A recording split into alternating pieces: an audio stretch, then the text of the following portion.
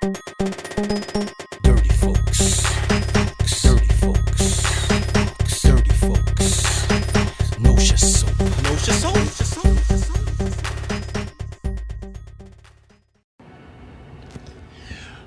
What's up, man? This is Dirty Folks with the Dirty Folks podcast, and I'm starting a new series that's like a warm-up to the Toddlerology certification course.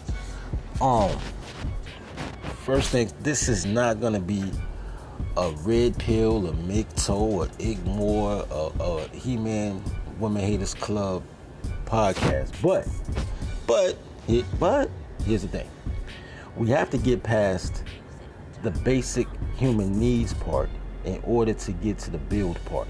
I want to eventually, during the course of the next few months, get into how you guys can really build your own communities. I mean, literally, how to build your own communities, not try to save, indentured ones, how to scope your friends, how to build with each other. But first, we got to get through the basic human needs. And what Americans have are first world problems. So food, shelter, clothing, transportation, normally handled. So then you get into quality of life issues, and most quality of life issues have to do with relationships.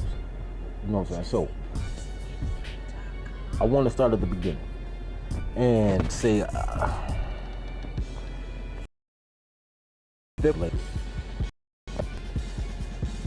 and this is a male channel. This is a quote unquote black channel, but it is worse for black men because they don't understand that feminism is worse than slavery. They blame things on the invisible hand of white supremacy, or they blame the government, or they blame other men for shit that other men have nothing to do with. Because in their minds they don't have the ability to quantify and lead their pack, right? So the basic auspice of slavery was simple: kill the mind, keep the body, right? So in order to do that, they mixed up the totem. So what they would do is they'd make an example out the men, and then they'll tell the women to raise their children to be cooks.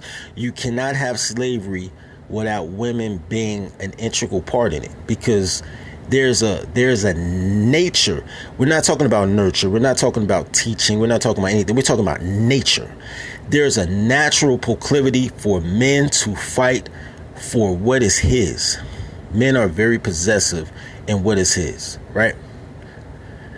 Not only your girl, your car, your mom, your sisters, whatever, your Jordans. Men are very possessive about what's theirs, and they'll protect what's theirs. So this is how slavery worked, right? Instead of being a totem with the head, the body, and the foot, the man being the head, the woman being the body, the children being the foot, what they did was they put the man as the foot, the child as the body, and the woman as the head, who will automatically put her child above even herself at certain times. So no matter what happens, there's always a form of confusion, right? There's always some antipathy, right? So I don't even want to talk on a cosmic level. I want to talk on a basic level. All men have gone through that. If you're a man who has ever dated a single mom, right, and they got like a boy, like a 2 or 3 room, that boy is mean mugging you. Like, that 2-year-old thinks he can fight a grown ass man, right? You know what I'm saying? To quote the old comedian Robin Harris, he up drinking coffee, popping no-dos. Like, that's a very basic thing. That means that the woman that you're with has to crush the spirit of little man's to tell him to stop being a guard dog so that you can hit, right? So she has to destroy his nature of protection in order for her to get her groove back and collect her next baby daddy, right?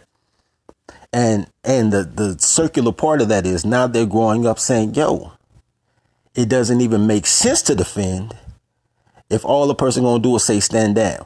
And then what's crazy is because women are bipolar by nature, when they ask men to defend, it's for the dumbest shit. So now he's been riled up, ready to go like a Rottweiler in the backyard. Like, yo, just tell me when, tell me when, tell me, stepdaddy, new boyfriend, do it on the street, tell me when, tell me when. Him, he hurt my feelings. And and there's nothing more dangerous than an emotional man. So the crafting is wrong, right? The crafting is wrong. Men get the blame, but it's all the mixture, you know what I'm saying? It's the confused totem, right? So that's what slavery is, basically, in a nutshell. White supremacy is different. White supremacy is solving for Z, right? White supremacy is a constant. So if you're a black guy, if you're not black, don't worry about it. If you are black, check it out. If you're doing algebra, if you're solving for Y, right? It's X times Y equals Z. If X is you, Y is white supremacy, and Z is whatever your goals are. That has always been here. For all men, I'll be honest, for every ethnicity of men who, you know what I'm saying, people didn't like the Jews, the Asians, the Arabs, the blacks, the Italians, the Mexicans.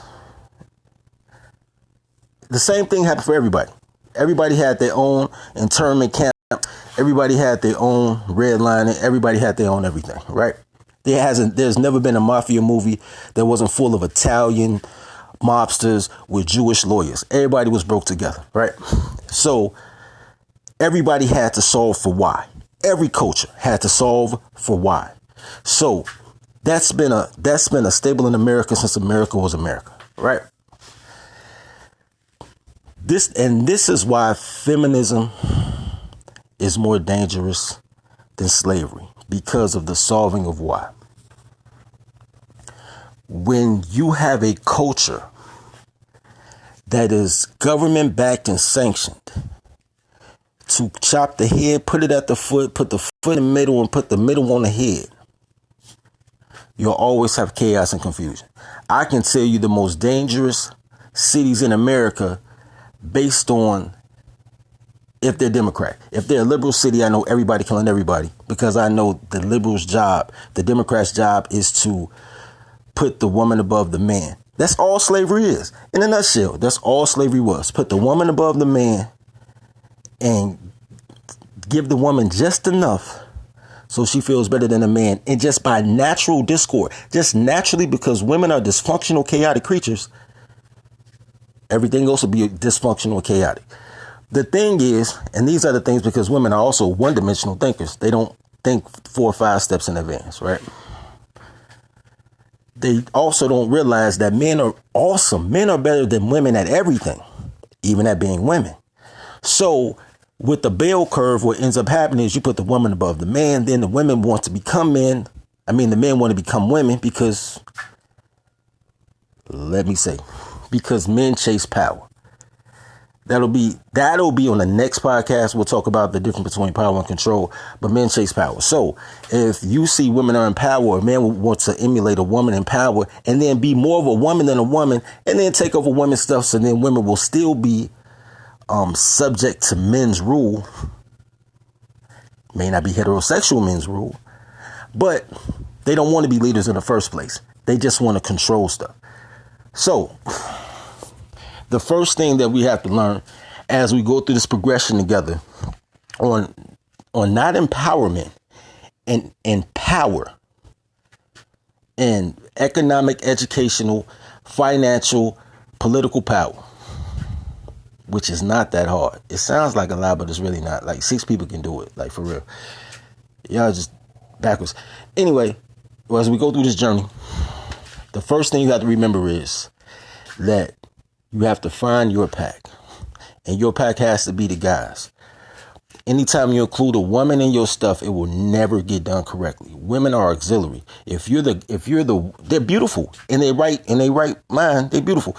But If you are the warrior, if you're the soldier, she's the auxiliary. She's the one that brings the mail and the sandwiches to the front line, then darks back to the support position while you at war. They are not the person to fight next to you, because it's just not going to work out. You see what happened to the baby boomers? That was a whole generation of cucks. And all of them turned bisexual. That's how you got the androgynous dress and all the gay sitcoms like Three's Company and shit. Because trying to incorporate this quote unquote gender equality. Because all you can do is be weaker. Women don't get stronger. Men just get weaker in order for them to feel equal. So we're not going to pay attention to that. We're going to keep it pimping. But, yo, yeah, I think I'm going to do another podcast about that later. Yo, love each other as you love yourself. Feed the pack. Let's try to get up to 1,000 views. After we get to 1,000 likes. When we get to 1,000 likes, I'll drop the Toddlerology course. Anyway, peace. Hey, I almost forgot, man. This is the whole point of me doing this podcast on this topic. About why feminism and slavery is the same thing. So like in the 1920s, like Margaret Sanger was trying to kill niggas, right? So she was like, yo, I just want to kill all the black folks. Not going fast enough. Maybe we should convince these black chicks to abort their own kids. So we're going to go out here and we're going to pay off pastors to tell these chicks, like, you don't really want kids anyway. Go ahead and kill them. Hit the clinics. But the Supreme Court said no. You can't just target black people or black women to kill their kids. You got to target all women to kill their kids. So they're like, okay, we got to go back to the drawing board. So then Margaret Sanger got with a couple heavy hitters like the Rockefeller Foundation and the Disney Corporation, and Hugh Hefner was rising up, and they were like, yo, check this out. We gonna link it up and we're gonna use the same tenets of slavery, and we're gonna call it the liberal feminist movement. You know what I'm saying? Sexual freedom, sexual identity, women above the men. We're going to take away custody from the men, and we're going to give default custody to the women, and we're going to put sanctions in place to make sure men are broke if they go against women, because, you know, she can't physically beat them, she can't whip them, but she can, you know, beat them in the court of law and things of that nature. And then they started all that propaganda through Disney and through other media that girls were smarter, that girls were you know what I'm saying, just as good, and they, you know, and all these things happen. They were like, girls mature quicker than boys, but do they really? They physically mature quicker, but yeah.